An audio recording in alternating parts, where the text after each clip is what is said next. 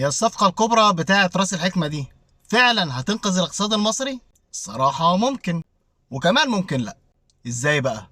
اظن كلنا تابعنا التصريحات وشفنا الارقام وسمعنا عن الوديعة الاماراتية اللي هتتلغى، والفلوس اللي هتدخل دلوقتي والفلوس اللي هتدخل بعدين والقصص دي كلها، وكلنا شايفين انخفاض سعر الدولار في السوق السوداء والدهب كمان الحمد لله.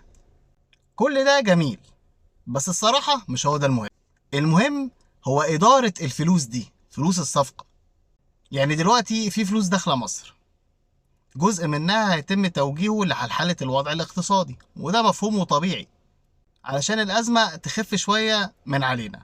بس المهم بقى لازم يبقى في جزء أو نسبة من الفلوس اللي داخلة دي يتم توجيهها لحل المشكلة الأساسية.